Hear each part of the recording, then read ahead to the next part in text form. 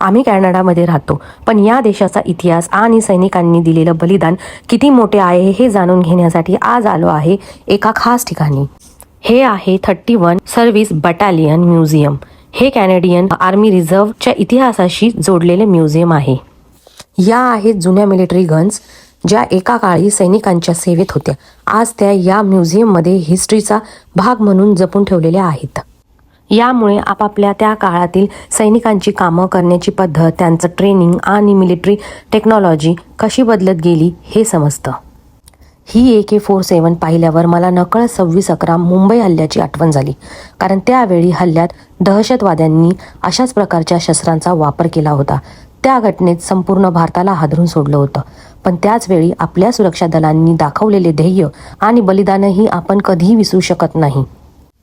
हे मेडल्स पाहताना जाणवतं की एका छोट्याशा मेडल्स मागे किती मोठी स्टोरी असते। कोणीतरी आपला वेळ, मेहनत, आयुष्य देशाच्या सेवेसाठी दिलेलं असतं। इथे आपापल्या मिलिटरी हिस्ट्रीमधल्या काही जुन्या इक्विपमेंट आणि आर्टिफॅक्ट्स पाहायला मिळतात। यामध्ये वेगवेगळ्या काळात वापरलेली साधने, ट्रेनिंग इक्विपमेंट आणि लष्करी वस्तूंचा समावेश आहे।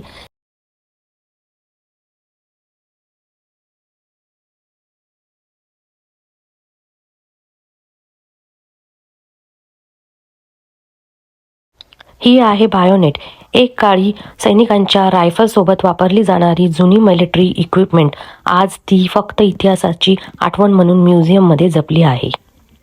इथे फक्त युनिफॉर्म्स आणि मेडल्स नाहीत, तर कॅनेडियन आर्मीमध्ये वापरली गेलेली काही जुनी वेपन्स आणि मिलिटरी इक्विपमेंट सुद्धा पाहायला मिळतात।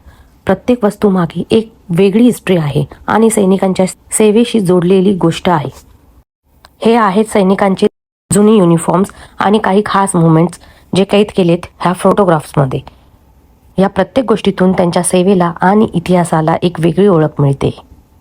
इथे आपापल्या सैनिकांचे काही स्टॅच्यूज पाहायला मिळतात। हे पुतळे त्यांच्या शौर्याची, सेवाभावाची आणि मिलिटरी हिस्ट्रीची आठवण करून देत आहेत। अशा गोष्टींमधून आपण त्या सैनिकांना आदरांजली देऊ शकतो ज्यांनी देशासाठी सेवा केली आहे। 31 सर्व्हिस बटालियन हा कॅनेडियन आर्मी रिझर्व्हचा एक भाग आहे। या युनिटची सुरुवात हॅमिल्टन सर्व्हिस बटालियन म्हणून 1965 मध्ये झाली होती आणि पुढे वेगवेगळ्या सर्व्हिस बटालियन्स एकत्र येऊन 2010 मध्ये 31 सर्व्हिस बटालियन तयार झाले आहे। आपण बाहेरून फक्त सैनिकांना युनिफॉर्ममध्ये पाहतो ना, पण त्या युनिफॉर्म मागे त्यांची ट्रेनिंग, त्यांची मेहनत, डिसिप्लिन, अनेक त्याग असतात त्यांचे। इथे त्या जीवनाची एक छोटीशी झलक पाहायला मिळते।